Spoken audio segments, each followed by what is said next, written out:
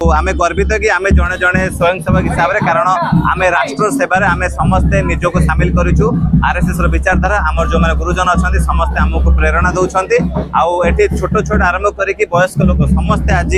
गण बेश आज पूरा राजधानी देखी कि स्वयंसेवक मैंने जिते राष्ट्र सेवार सामना को आसती से आम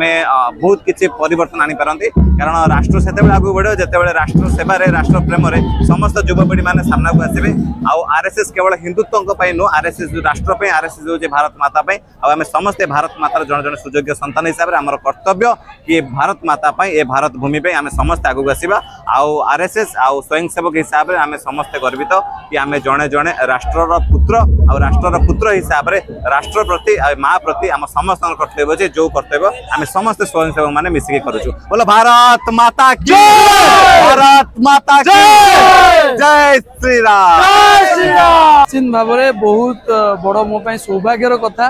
जिते मोर मन अच्छी जो आम शिशु मंदिर में पढ़ुलु से शाखा कर संघ सहित जड़ित थिलु परिवार सदस्य माने आम देखिलु पिला समय